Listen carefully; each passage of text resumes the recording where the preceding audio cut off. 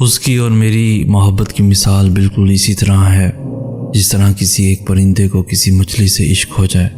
نہ تو مچھلی میں ہمت ہے کہ وہ پرندے کے پاس جا کر رہ سکے، اور نہ پرندے میں مجال ہے کہ وہ مچھلی کے ساتھ رہ سکے۔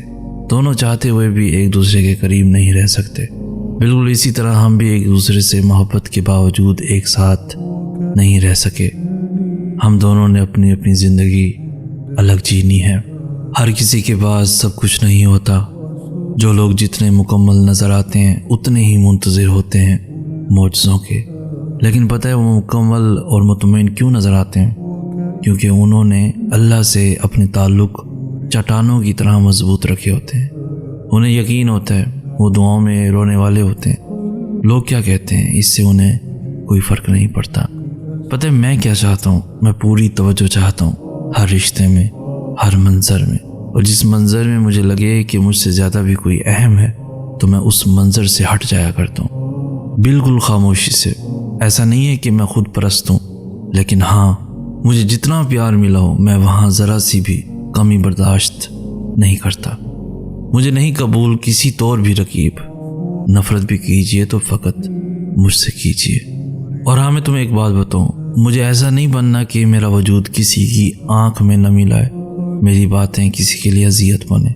مجھے یہ چاہ بھی نہیں ہے کہ میں ہر وقت لوگوں کے لبوں پر واہ واہ کی طرح سجی رہوں۔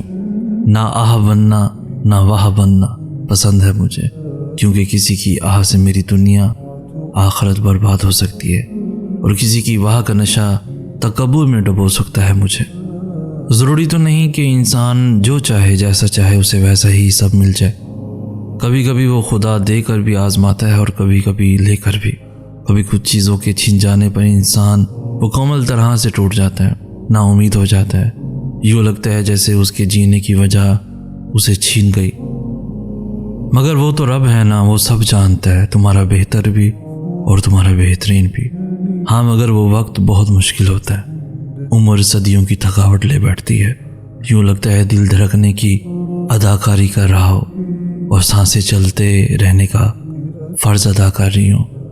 دماغ کسی بوجھ تلے دب گیا ہو، جیسے یوں تمام راستے بند دکھائی دیتی ہیں، لیکن جب تم سر اٹھا کر آسمان کی طرف دیکھتے ہو تو یوں لگتا ہے جیسے وہ خدا تمہیں ہی دیکھ رہا ہو اور مسکرا رہا ہو، اور پھر چپکے سے کہہ رہا ہو میرا اتنا بہادر بندہ اتنی جلدی گھبرا گیا۔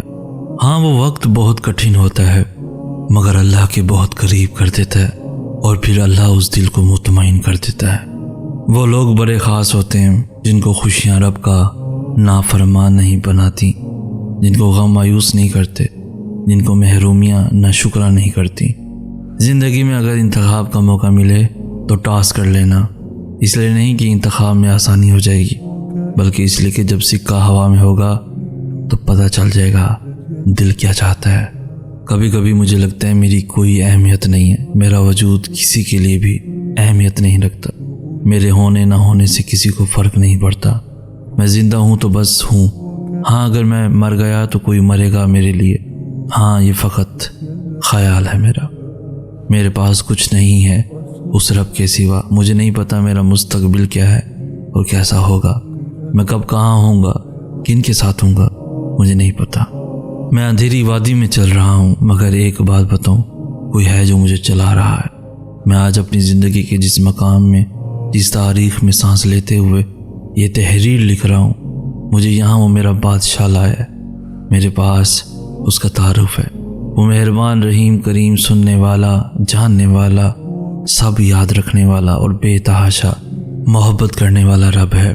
اور اس تعارف کے بعد میں بس اتنا جانتا ہوں کہ وہ مجھے تنہا نہیں کرے گا۔ مجھے دعائیں اس نے سکھائی ہیں، میرے دل کی طرف اور سجدوں کے آنسوؤں سے بس وہی واقف ہے، تو پھر وہ مجھے دے گا سب، چاہے جتنا اندھیرا آئے۔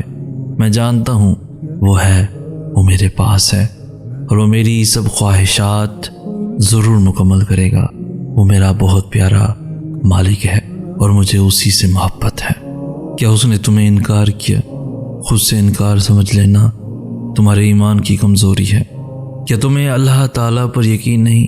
تم مانگ کر تو دیکھو، اس کے لیے کچھ بھی ناممکن نہیں۔ یاد رکھو اگر اس نے تمہارے دل میں کچھ ڈالا ہے تو نصیب میں بھی وہی ڈالے گا۔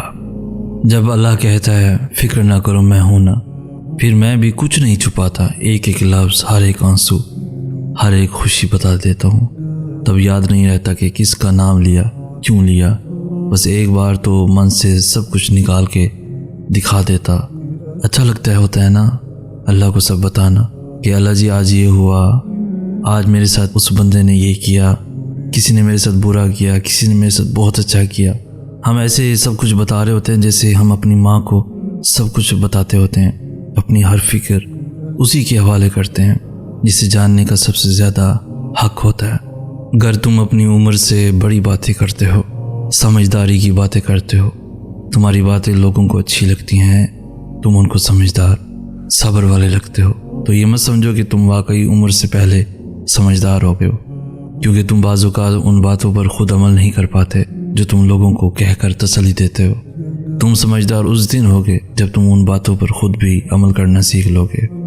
یہ جس آزمائش کو حادثہ سمجھ رہے ہو نا، یہ تو اللہ کی تمہیں معجزوں تک لانے کی ترکیب ہے۔ وہ کہتا ہے مانگو مجھ سے میں قبول کروں گا، تو جو اس کے بعد بھی نہ مانگے وہ بد نصیب ہے۔ توفیق دعا ہی دلیل ہے اس کے کن کی، لگاؤ پھر صدا کیونکہ وہی تمہارا نصیب ہے۔ اکیلے نہیں ہو تم، وہ ساتھ ہے ہر پل تمہارے، اس کی مدد اگلی سانس سے بھی زیادہ تمہارے قریب ہے۔ وہ کیوں نہ دے سکے گا تمہیں چاہ تمہاری، جس کی ملکیت میں شمال اور جنوب ہے۔ دنیا کی رنگ رلیوں میں کھو کر ہم نے اپنے دل کا سکون ہی برباد کر لیا۔ اللہ نے ہمیں دنیا میں کس لیے بھیجا آج ہم وہ بھول چکے ہیں۔ ہمیں لگتا ہے ہم اس دنیا میں اچھا نام، بڑا سا اسٹیٹس، بڑی گاڑی، خوبصورت سا بنگلہ، بیوی بچے، بڑے عہدے، ان سب کے لیے اللہ نے ہمیں پیدا فرمایا۔ تو سب سے بڑی غلطی یہی ہے کہ ہم اپنے مقصد کو بھلا کر ان چیزوں میں کھو گئے ہیں۔ یہ چیزیں بے شک ہمارے لیے ضروری ہیں، مگر ضرورت کی حد تک ہم دیکھتے ہیں۔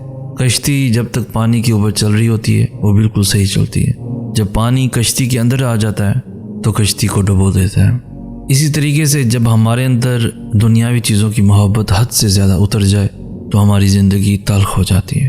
ہمارا دنیا میں آنے کا مقصد اللہ کو راضی کرنے کا ہے۔ اس دل میں اللہ کی محبت کو لے کر آؤ، اسی کو راضی کرنے کا اپنا مقصد بنائے۔ میری ذاتی رائے کے مطابق دور جدید میں جتنا کسی کے ساتھ محبت، پیار اور اچھے سلوک سے پیش آؤ گے، اتنا ہی اگلا تمہیں ذلت، اذیت اور تکلیف دے گا۔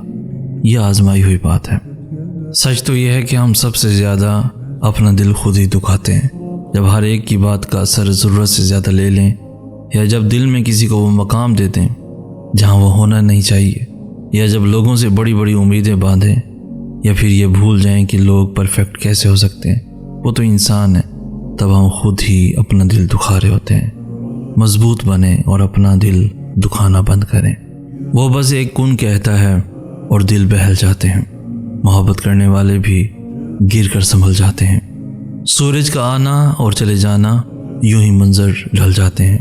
کچھ بھی ہمیشہ نہیں رہتا، ٹوٹ سبھی تسلسل جاتے ہیں۔ کوئی جواب نہیں بچ پاتا جب اللہ کے روبرو سوال جاتے ہیں۔